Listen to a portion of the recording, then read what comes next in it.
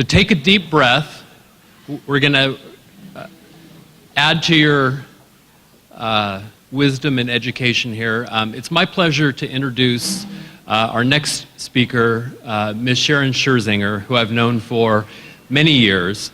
Sharon started her career as a local land use planner, worked for many, many years in many different functions for Caltrans, both at the district level and at the headquarters level. She currently serves as the executive director of the El Dorado Transportation Commission, which is the sister agency to the Calaveras Council of Governments for El Dorado County.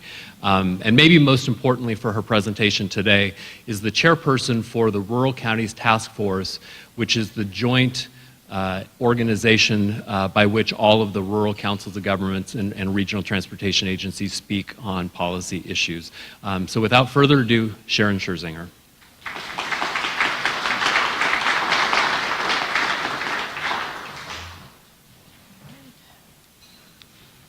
Okay, good morning. Thank you, Matt. On behalf of the El Dorado County Transportation Commission and my Vice Chair, Wendy Thomas, we thank you for inviting us down to this event that you're holding, and I want to compliment Melissa as well as your board for having the foresight to do something like this. I'm going to talk a little bit about, give you some context in terms of how I see the rural counties fitting into what's going on the federal level and the state level, and then some trends with the rural agencies. And one of the things that I want to encourage you to do is think about how we can work together as a group. We have a lot of very large parts of the state that have a big voice, and we can be heard if we work effectively together. The other thing is, as I go through the federal and state frameworks we're working in now, think about your county and what kind of projects you might have, what kind of growth you want to see here, and how it might fit into that. Because to my mind, those that have the money make the rules, and there are quite a few rules and ideas and policies that we're seeing coming down the pipe that are a little bit different. I've been in this field for, I'd say, about 25, 30 years now, and we've come to a sea change in the last year or two, both on the state and federal level, and I'd like to share what those things are with you. So with that, first slide. Okay. Talk about the federal transportation bill, moving ahead for progress in the 21st century. The funding levels are basically the same. In California, 22% of the money that we receive comes from the federal government for transportation purposes. And in the rural counties, even more so. We rely heavily on state and federal funding to get our projects built.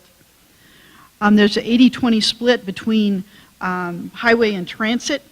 There are no earmarks compared to the last federal bill, so that's a big change, and hopefully your lobbyists have let you know that if you have them. We have fewer programs. The federal programs went from 90 all the way down to 30. And so there are advantages and disadvantages to that. And then the other thing Will talked about, and I think is very important, is performance measurement and making that something that makes sense to the public. A lot of times we do performance measurement and we do it from an engineering perspective or something really technical that makes, like if we say VMT, a lot of people are like, what the heck are you talking about? So, we want to have something that everybody can understand. And then we also want to know, how is the transportation system working now, and are we making a good investment for the future? Next slide. And these are the goals that they set in the federal transportation bill. Safety, huge issue for rural counties. Infrastructure condition, we have some of the worst infrastructure condition in the state. A majority of the roads in the rural counties, as well as a lot of the bridges, are at risk. Congestion, not our top issue, probably except in our small communities. System reliability. In many of the rural areas, if you have a detour, it's not a detour of a couple blocks, it's a detour of maybe 50 miles. And so that's a critical thing for us as well. And then freight movement and economic vitality. We may have resources here, we may have recreation here, and those are things that the urban areas need and want, and we need to have the capacity to get them there. And then the other piece that comes forward is environmental sustainability, and that definition is getting broader as time goes on. It's just not about air quality, animals, things like that. It's also about people and communities and economy. Next. Okay. And then on the transit side, we generally tend to focus in on highways, but on both the federal and the state level, people are talking more and more about transit and also trying to direct some funding in that direction. So the new federal bill from 2 years ago consolidated the transit programs just like it did on the highway side. It made more steady funding availability, had greater reporting requirements, which is a big challenge for our rural transit providers. We don't have a cast of thousands that can put all that information together for us. We also came forward with something called state of good repair, making sure our vehicles are in good condition. And once again, performance measurement. A lot of folks are concerned about paying for transit systems and feeling like no one's riding them. How do we evaluate that? Okay, next slide. Current challenge, Will mentioned this. The Federal Highway Trust Fund is anticipated to go broke. So if you have some projects that you need reimbursement on, you better get that paperwork in now because it's happening. This bill expires this fall, the current federal bill. It was barely a 2-year bill. We haven't even developed the guidance along with the federal government for how to implement this current bill, so we would like to not have a lot of changes in the next bill. And then the devil's in the details. State implementing legislation. When you get a federal bill, if there are a lot of changes in that, then you have to have state legislation that tells you how you're going to run it on the state side. One of the examples of that was what was called the Active Transportation Program. And basically those are all the projects that are bike, pedestrian, roadside rests, recreational trails, safe routes to school, all those on the state side, they assembled state programs and federal programs of those natures into one pot. Now on the surface that sounded like a great thing, but I know there's some of us in the room that were involved with that, and it was a very complicated process with a lot of very vocal advocates, primarily from the urban areas of the state. So they tried to make a lot of the criteria geared towards those type of projects. So we fought hard to get some of those things more oriented towards rural areas. All right. This is another slide similar to what Will showed you, but it also includes the highway account is shown in white, the federal highway account, and the red line is if we had sufficient funding. The green line is for the transit account. Next slide. Okay, the next federal bill, yesterday the Obama administration announced their proposal for the federal bill. The way they indicated to fund the difference between the gas tax money we have available and the amount of money we need to fully fund the highway account was to close loopholes with taxing with corporate entities. That probably won't fly with the House of Representatives, so I think we're going to have a little political battle on our hands there. What we're looking for, actually, Vice Chair and I are headed off to Washington, D.C. on Friday to advocate for the federal bill. What we're looking for is long-term stabilization for transportation funding. One of the programs that was consolidated in the federal bill was the on-system local bridges. In a rural area, our capacity to fund a bridge on our own that's multi-million dollars, $10 to $30 million or more, we can't do it. Per person, we couldn't really pay for something like that. So we need to make sure that there's federal funding available to pay for our bridge program.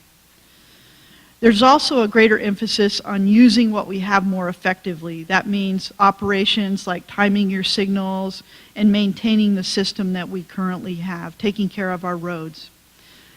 Then we're also looking at how do we fund things like complete streets? Can we build, better sidewalks in our community? Can we get more kids to ride their bikes to school? Things like that. And then safety. Another program that was consolidated was the high-risk rural roads. We would like to have that back so that we have some assurance that we will have that available for us to take care of these critical issues in our communities. And then last but not least, in the previous federal bill, they talked about having a freight plan, which is being developed on the federal level, and there's very active engagement on the state side. We have a couple representatives from the Rural Counties Task Force that are serving on that group. We need those urban-rural connections to be strong to keep our economies growing out here in the rural areas. Okay, on the state side, there's some initiatives here that I think have some cause for concern for us, and we need to stay actively engaged. The first of which comes from the California State Transportation Agency. Basically, this is the agency that oversees Caltrans, Department of Motor Vehicles, and is directly under the governor's office. They developed a report called the California Transportation Infrastructure Priorities. It's about funding primarily. Their key areas they're looking at are preservation of our existing road system. What kinds of innovations can we have? Automated vehicles, engine technology, better transit vehicles, and then integration of different programs. They're extremely interested in reducing greenhouse gases.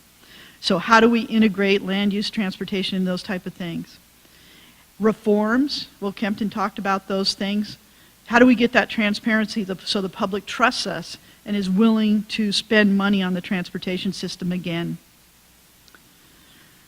STIP modernization, the State Transportation Improvement Program. In your agency, you're probably most familiar with it, called the RTIP, the Regional Transportation Improvement Program. They have basically two priorities that I'm hearing from the administration. Not building new capacity on roads. They're looking at fix it first, which is maintenance, and multimodal investments. So those are things, you know, we may come to a time now when it's dry for road money, but we're going to have to start thinking about how we can look at some of these other modes and access some of that funding. And then a high level of emphasis on investment in greenhouse gas reduction, transit, bike, pedestrian, highway operations. And you may be familiar, there was a bill passed several years ago called Senate Bill 375, and it's for the urban areas of the state. It's to integrate land use, transportation, and reduction of greenhouse gases. What they're doing is they're gearing all policies in the state about transportation funding on those bills. But those bills do not pertain to the rural areas of the state. So we have to continually fight about what that definition means. What does sustainability mean? What does linking housing and transportation and jobs mean in a rural area? It's not the same thing as an urban area. Next slide. Okay. The last initiative that I want to talk about, this also came from the State Transportation Agency, is called the State Smart Transportation Initiative, and they always call it the STI report. It was a review of Caltrans by some independent auditors from other states, basically folks that were in the transportation field from other states, as well as recommendations from the Transportation Agency itself.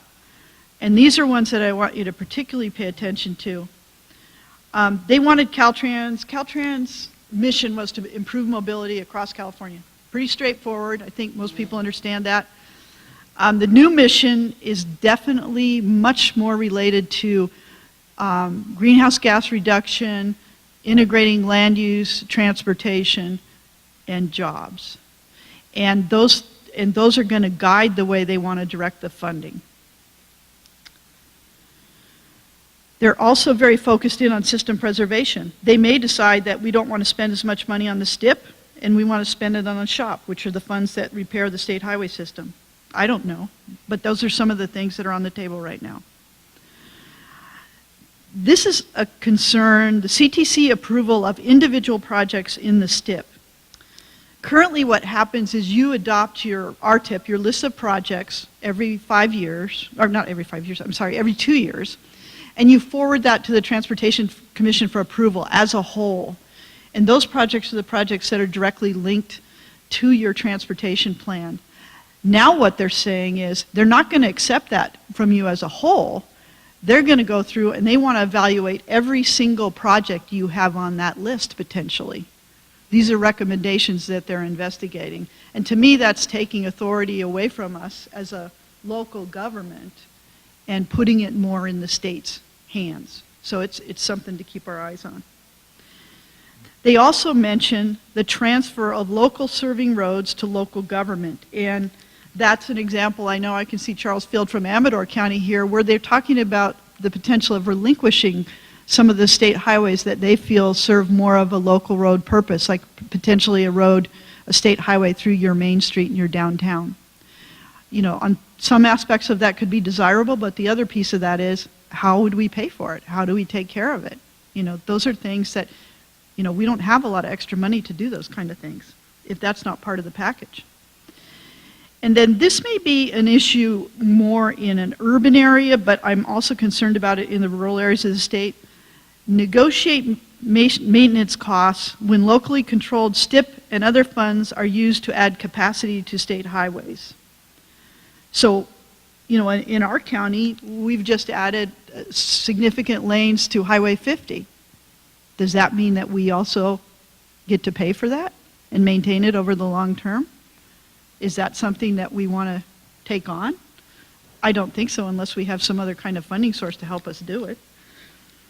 And then lastly, I think a positive that we've seen in the STI is some design flexibility, particularly in some of our historic communities, or where we just have a big issue between the cost of the project and the funding we have available.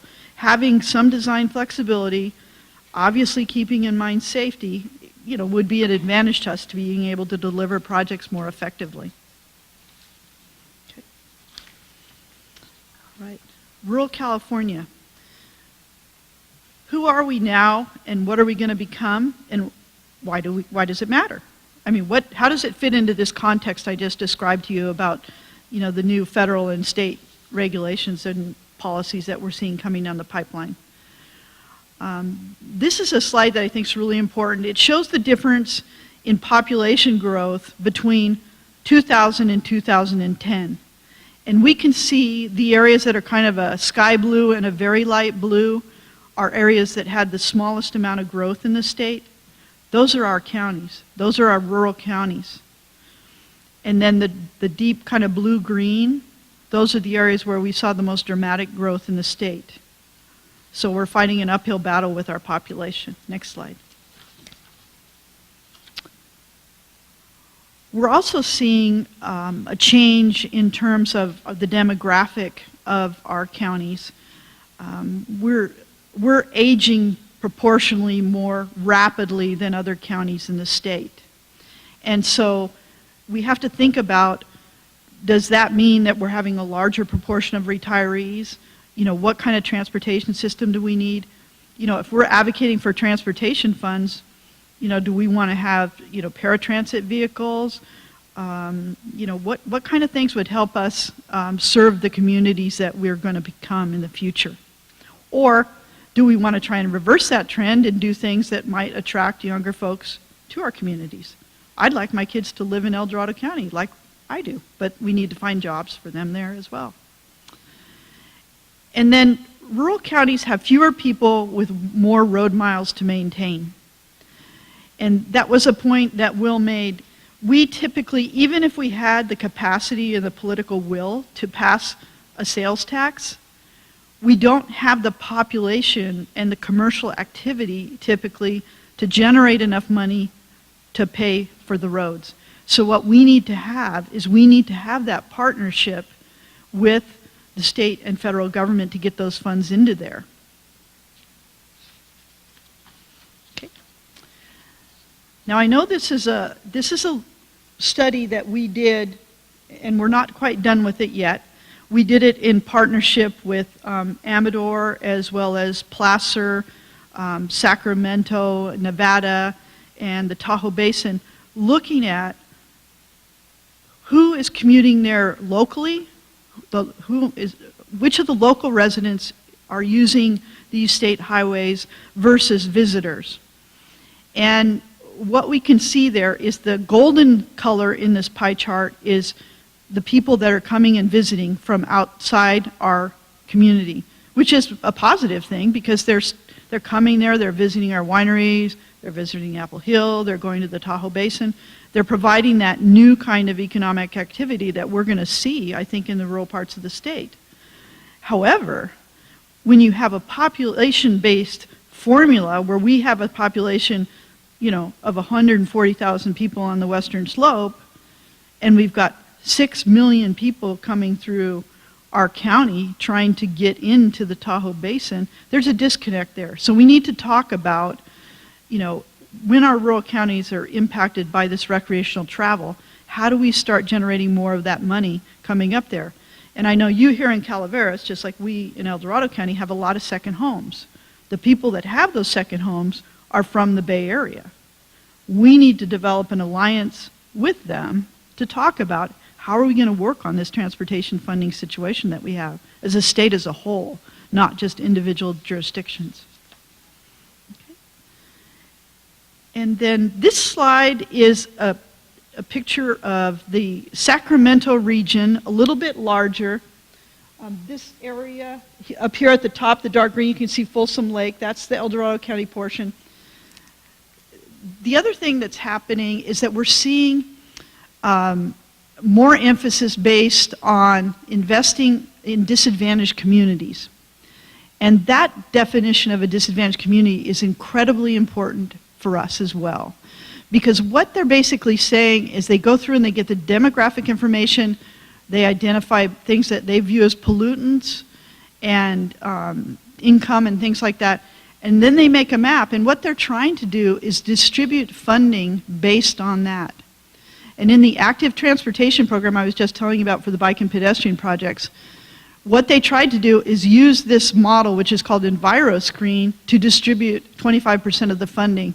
We were successful as rural agencies arguing that there should be two other ways of doing that. One is a self-definition, as long as it's backed up. And then the other is based on a median income or a certain proportion of kids that have school lunches purchased for them. But you have to watch this stuff because the devil's in the details. There is also a bill that was proposed that we think we've shot down that would have directed a proportion of the STIP dollars to disadvantaged communities as well, using this type of environmental screen. So always got to stay focused on what's going on out there in the big bad world. All right.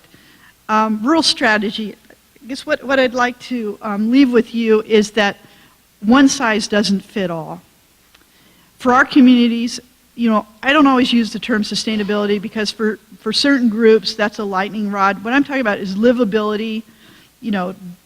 I'd look at like my husband's family. His family has lived in Germany in one house for 500 years.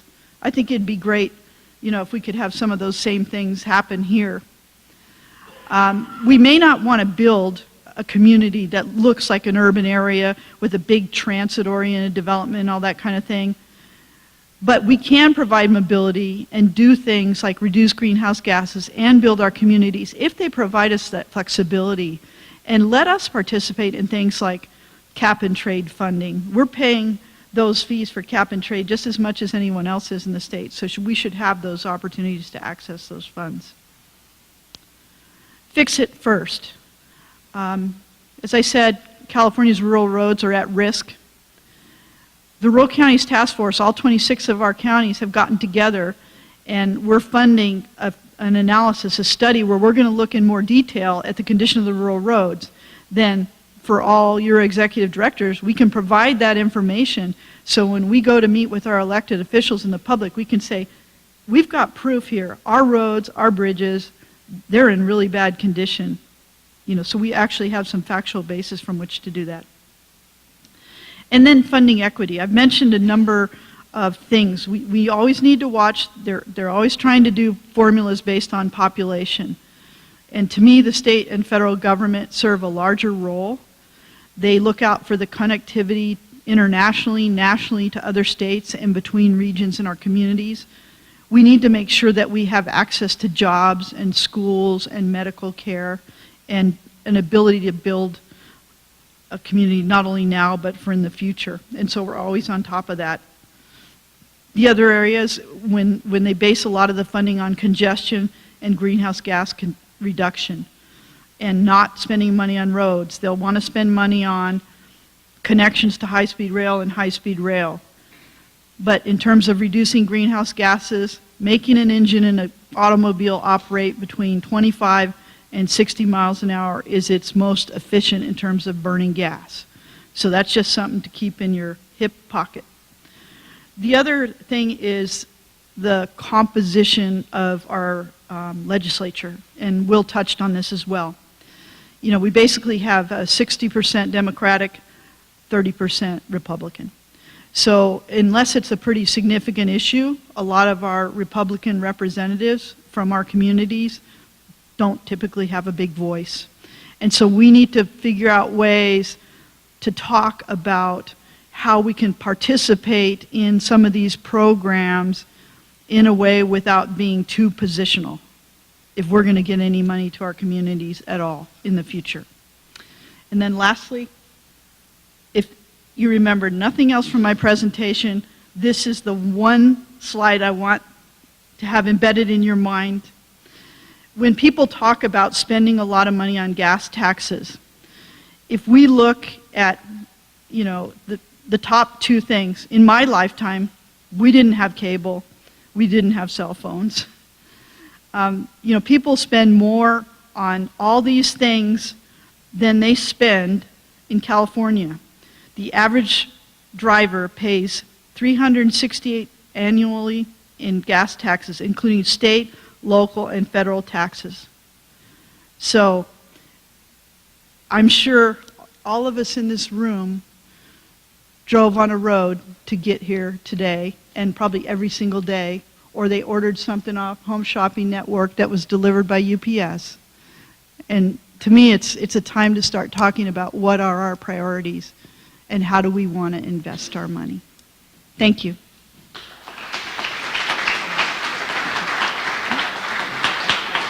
See if I have a couple quick questions. So one thing I want to highlight in addition to that slide, which I think is awesome, there are rare times in my career that I get completely caught off guard.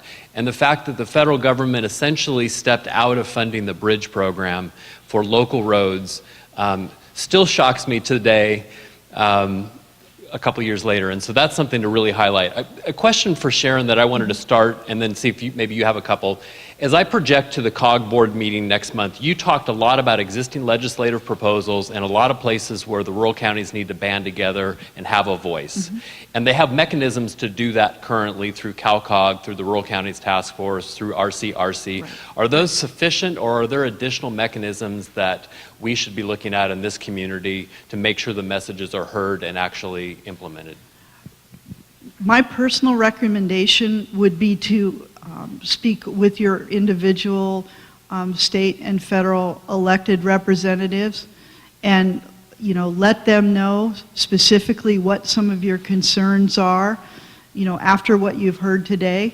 And I would develop, you know, we've got different platforms that we have, and we'd be happy to share that information with you. But I think what we need to do is we need to have a consistent message out there, because right now the focus is on where their electorate is and where it is in the state and what kind of funding benefits those areas. And we need to let them know as a state government that, you know, to me the obligation is to fund projects within the whole state and serve the citizens of the state of California.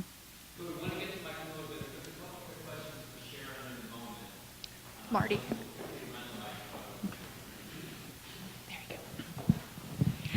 Hi. Two quick little things. Are these slide presentations going to be available for us? Okay. Because, pardon? On the COG website. Oh, on the COG website. Okay, good. And earlier you mentioned the vehicle emissions, that's most, it's better between 20, I think you said 20 and 60 miles? 25 and 60 miles. 25 and 60 miles. What happens after 60? It increases again. Any other questions? Any other questions, Sharon? Okay. All right. Okay, thank you.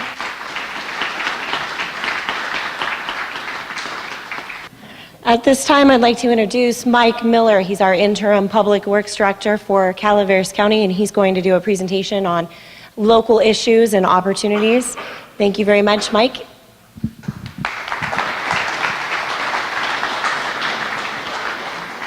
Okay, so this is not a very programmed and graphic presentation, but it's the best I could do after my 88-day career in transit.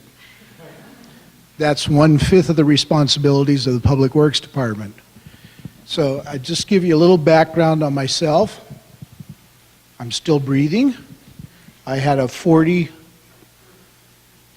career in government. I retired after 32 years, and I've been back working in agencies ever since. I don't trust the government, so I joined the government. So I'm schizophrenic. And the reason I am is because every time I've heard about things happening in the government, they never seem to be what they say they are on the surface. So I'll give you a couple examples. One of my career stops was the city of Livermore for 6 years as a public services director over all public functions. We were a participant in the original BART. When it was formed, San Jose was not part of BART. Every community that signed up for BART has a tax increment on their bill that's gone to BART for over 30 years. The city of Livermore was promised a station. City of Pleasanton was promised a station. Walnut Creek, Richmond, and then everything else went through Oakland, Emeryville, and over and across the bay. While I was at Livermore, I said, when are we going to get the Livermore station? They said, it's next. They're building a station in Pleasanton. That station was built. I said, when are we going to get a station in Livermore? They said, well, soon, like in a year or two. I said, there's no construction drawings, there's nothing. When's this going to happen? Then another station started being constructed in Pleasanton. Then I said, when's this going to happen? They said, it's going to happen soon. Then they started talking about the link to San Jose that they were going to build someday in the future after the Livermore station was built. This route to San Jose is being built, the stations are being built, and Livermore still does not have a stop on BART. So from the inside, that's the things I see. From the outside, I think I like working in government. I come in every day, I'll do the best I can do, and I'll have fun doing it. So I spent about 2 hours yesterday putting this presentation together, and I found some extraordinary information on the Federal Highways website about rural counties, and I thought I would use that as an entry. But just to tell you about politics from what I've seen, I used to go to Sacramento quite a bit. In fact, I worked with Will when he was in Santa Clara County. I worked for the city of Palo Alto, and I was there from 1981 to 1997, and he was in charge of the Santa Clara County Transportation Authority, which I thought was one of the most effective transportation agencies at the time. The authority took everybody's needs in the county, much like CCOG does here, and they put those first. If we took the entire population of the 15 most rural counties in California, it adds up to about 750,000 people, which is about 60% of the population of San Jose. And San Jose probably has more persuasion in Sacramento and in a national vote or a state vote or a local vote than we do as a group of rural counties. So I think the prospect for us in the future is maybe less money, that we have to find alternatives. We have to look at everything that's out there and realize that in this room there are 3 adjacent counties and we have to work together. So that's the premise for what I'm going to show you on my slides, and I didn't figure out the secret. Is it like 2-foot tap or 3-foot tap? Next slide, please. Oh, there it is. Okay. Basic rural. Dispersed regions. This is the definition from the Federal Highways website. It's an 11-page report. You should read it. It's been on that website for 4 years. It's a very good summary of all the issues in rural counties. So there's basic rural, few or no population centers of 5,000 or more. That's what we would be.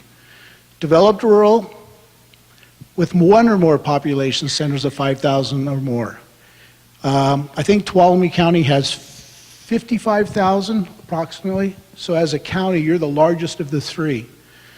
Our Our area is based on natural resource economies. Visitors come here for skiing, they come here for summer sports, they come here for recreation. And that's it. And they go home on Sunday night. They go back to the Bay Area, they go back to mass transit systems, they go back to the stuff that we all see down there in the population centers, and we see how we struggle to keep our transportation systems operating. We have a stable or declining population. You've seen in the earlier slides, we have people that are 65 and above, about 20% on average in all 3 counties. The young people are leaving, they're going away. Some of the parents are leaving, going away. You might even be in the generation that you're taking care of adult children and your parents at the same time. Those are the conflicts we have up here. The ability to travel around and get medical services are not available as they are in other areas.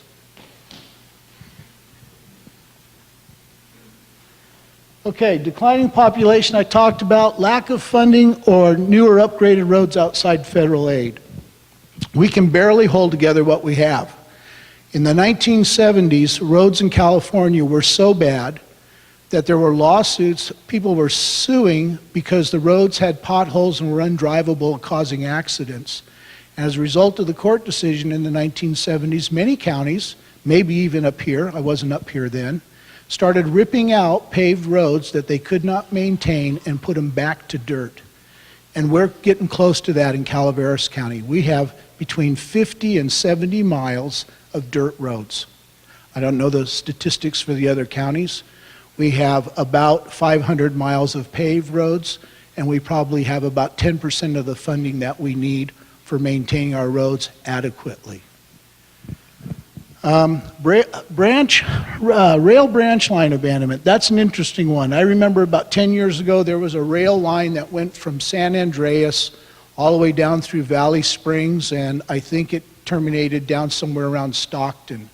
That was offered for sale at the time, I think, for between $4 and $8 million.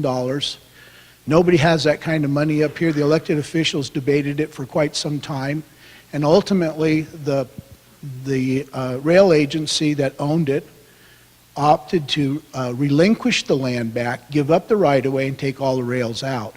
What that means is we would never have an opportunity, even if we had a one-car rail system, to use that span, because all that property is reverted and gone forever.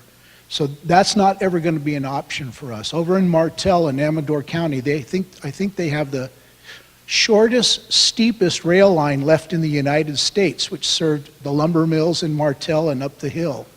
That is operated now by the Historical Society, so it's an interesting aspect, and if there were a way to extend that rail system into some existing spur, at some point in the future we might have a chance for some kind of rail system. I doubt it. Public transportation dependence, you heard this earlier. There's a very large part of our communities that are transit dependent. They either don't have cars, they either have disabilities, they have remote living areas, and we try to reach out. We have 2 areas in Calaveras County which we run service to, and that would be Railroad Flat and Mountain Ranch. Important areas that we've always struggled to get the ridership up there, and we still maintain that line.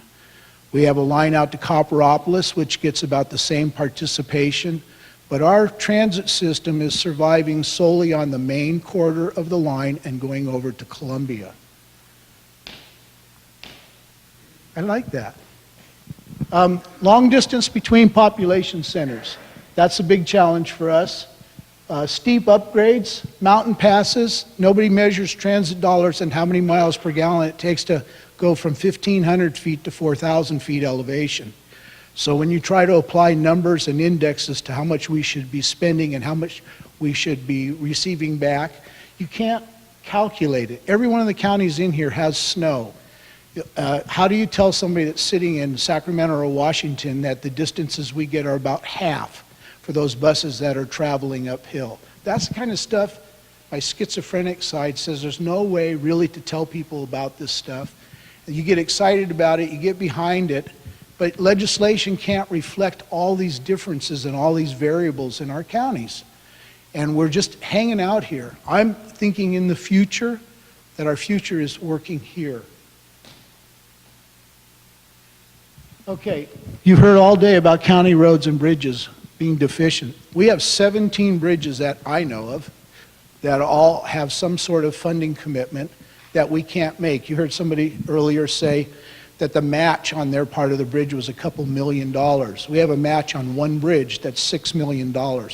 We have no money for that. We're looking now at going back to Caltrans and de-obligating money so we don't have the commitment to build things we can't afford. And we have to look at alternatives or different bridges or smaller bridges or maybe learn to live without a few bridges. These are the things that we are dealing with every day in our county. Our elected officials struggle when they see the amounts of money necessary for match. It's very easy in a large population area like the Bay Area where you have 3 or 4 million people and the amount of money that's flowing through there through sales tax. You don't have that here. You have no source of funds here that we can commit to those types of projects at that level. We would have to take out a 30-year mortgage on a $6 million match in order not to influence all of our other operations. Transportation safety. I read about the FedEx truck and the bus in Sacramento and the horrible accident up there.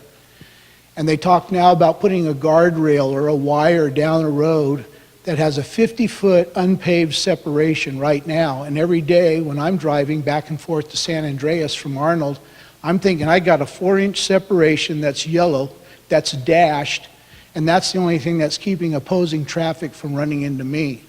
So when I hear people talk about these accidents, there was one in the Bay Area, they had a similar accident a few years ago. It's 3 miles of guardrail put in after there was a 1-vehicle accident in San Jose, between the San Jose and Mountain View. It resulted in the death of a highway patrol officer. It was sensational, it was in the paper, and the money they spent there, and then I look at our road system. You go down Highway 4, and I can tell you, I can almost point out where the accidents regularly take place. We have 4 inches separating traffic, they have 50 feet, and the money still goes to the area where the populations are. Backlog of maintenance and preservation. We have plenty of work to do.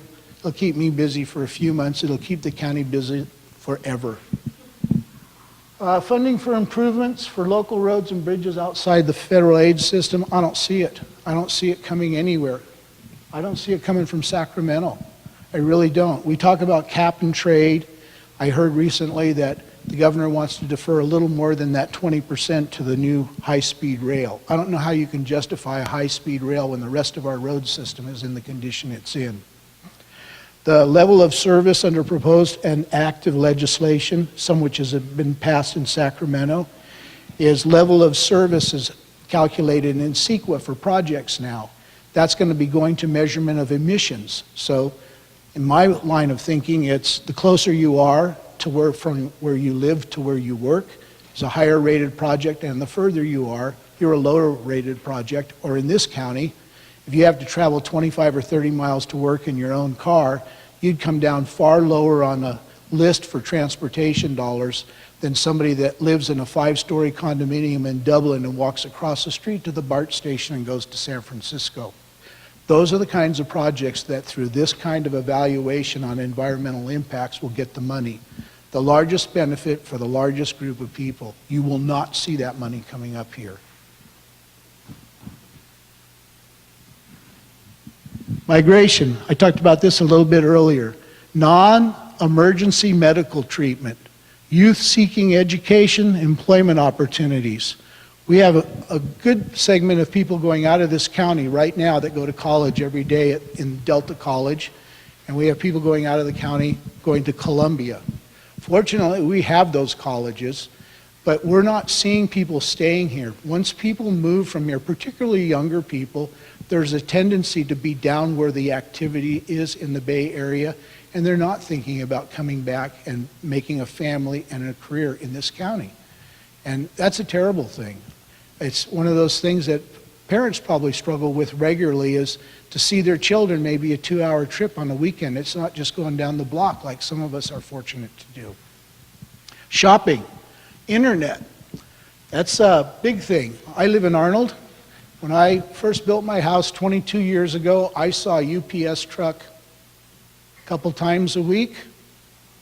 at most, maybe 3 times a week. There are 3 UPS routes in Arnold now, and they're there every day.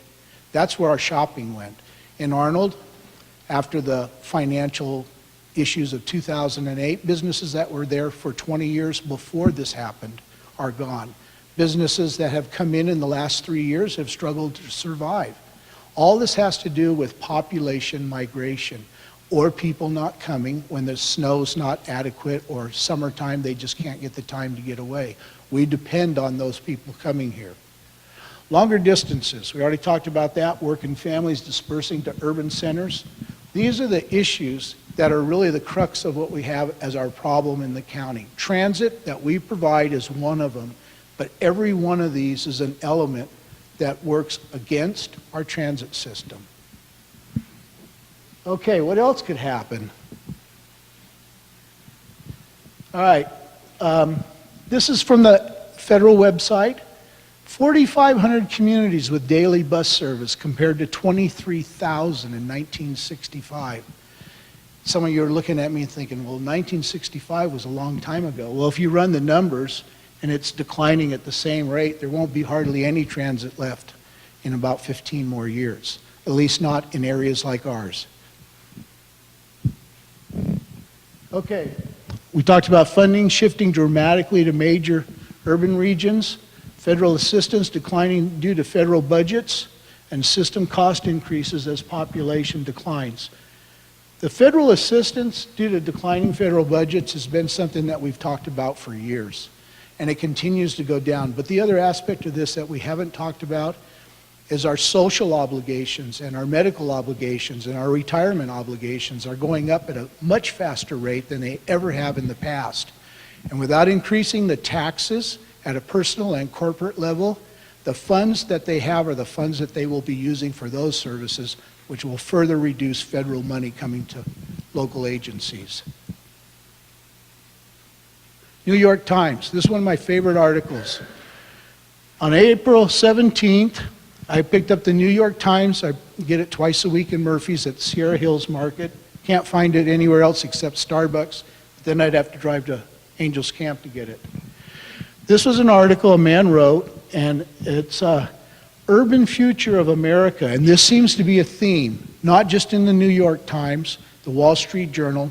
There's consistently, week in and week out, articles about urban versus rural. I have some quotes. These are all quotes from the article. Our cities are booming, so why do we still subsidize suburbs? 90% of our gross domestic product and 86% of our jobs are generated in 3% of the continental United States, namely our cities. To me, that's staggering, because what that says to me is outside of a major population center, the rest of the country is essentially unimportant. Significant enough that young people are choosing to start the next phase of their lives in cities, but increasingly so are their parents. That's what I discussed earlier about people moving back to areas where medical care is available. It's only at the federal level we can redirect this huge wealth transfer back to our urban infrastructure, like modern subways, schools, innovative work spaces, affordable housing, and high-speed rail. To me, that's a statement that sums up everything that's going on today between state governments and the federal government. They're looking at where they get the most votes and they get the most bang or the most rail for their buck. Okay, consolidation. This is my thought after my 88-day career in transit, that one of the things we should be thinking about is we share borders, we share the same transportation issues, we share the same communities, the same demographics for aging. We need to start looking at consolidation of our public transit system. I know everybody's really, really quiet now. But the bottom line is if you have a standard and you have the same buses in 3 communities and one of your buses breaks down and you don't have an extra transmission, you have a neighbor on either side of you that has a bus you may be able to borrow. The efficiencies in economizing by consolidating, I think, needs to be studied. I think that for the most part, we should probably get a representative that represents public works and transit from each county and sit down and talk about the things that we do the same, not what we do differently. And think about this in the future. I I mean, this isn't something that happens overnight. I worked in agencies in the Bay Area for most of my career. I was in Palo Alto and Sunnyvale. We did a cooperative agreement for a solid waste landfill capacity, 30-year agreement between Mountain View, Sunnyvale, and Palo Alto that we saved huge amounts of money as a group that we wouldn't have got a benefit from individually. We entered into 2 or 3 what we called alternative waste and electrical facilities to provide power from burning garbage. We had a lot of cooperation. We spent millions of dollars, and it was negated by the public in a swoop of 1 vote. But we worked cooperatively, and it was regularly cooperatively. We all sat down. At some points it was weekly, but mostly it was monthly or quarterly. And we established a list of things that we wanted to accomplish as 3 agencies in a 12-month period. And I think that in this room, today I've met more people involved in transit than I've met since I've been at the county. It's interesting to me that we don't have this relationship already, that I can't pick up the phone and find out until I looked at their website yesterday that Amador County already has a great intercity line. It goes all the way to Sacramento, does a loop around J Street, is that correct? Right down Capitol Avenue and then back up. If nothing else, we should send buses down there with wraps on them that says support rural counties. But we went to our board last night and we asked them to authorize us to apply for a grant for an intercity line to Stockton. And we're going to try it as a trial basis. We're going to spend the money that we get for the grant and we're going to evaluate it. And if it can support itself, the board would probably move forward with this. And if it doesn't, we have to find out anyway, because people will always ask us why we don't have these things. But I should have spent some time over in Amador County and said, how long did it take you to get through this? What were the issues you dealt with? What are the issues you're still dealing with? And that would have helped me to make a better presentation with some real facts that I had available. So I'm just saying, bottom line is if 3 people or 3 counties or 3 groups are in on something together, the created synergy is greater than any one of us could create. And success is measured by ridership. If we work together, this could be our future. Thank you. He's running. We are right on time for lunch. If people have quick questions for Mike, we can probably pull him back up here.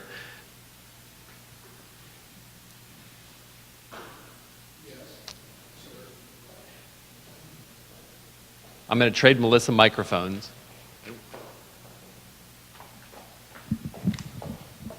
Are you going to sing? Our objective for the morning was to start at the federal level, drill down to the state and regional level, and leave you with some thoughts at the local level, and paint as accurate and stark a picture as possible. But we want to bring you back after lunch with a short panel conversation about some of the local initiatives, efforts, and perspectives that might give us an opportunity to, 1, find some innovative things that are happening that might lend to some brainstorming here in Calaveras County. Also start to ask some cross-cutting issues and find some clarity. I guess my takeaway this morning is almost independently, you are addressing the coincidence of major demographic change, major shortfalls in funding, in part due to declining efficiencies of the gas tax, and in part due to the age of our infrastructure. And then on top of that, we've got these legislative priorities, as Sharon outlined, at the state and federal level that are quite challenging. I'm not sure that in many respects those are directly related as much as they're coincident. We want to explore that a little bit more this afternoon. Any questions for Mike? And a very thought-provoking presentation. Then we're going to roll the doors open. Oh, we do, I'm sorry. I don't have a question, but I did want to kind of back up what Mike said about the 3 counties working together. That's a really exciting idea for me in terms of transit, being that I live in Calaveras County. For most of the years that I have lived in Calaveras County, I have primarily worked in Amador County, and Jackson has been my usual spot for employment. But all of my medical coverage and my doctors are in Sonora. So for the 3 counties, I believe every county has a representative in this room right now. It's very smart and so straightforward to work together in terms of transit, because the people in rural areas don't stay in their area. Because of limited resources, we have to travel back and forth. And absolutely, I would urge everybody in this room to please work together to bring these 3 counties together, because you're stronger together than you are apart. So thank you for those statements.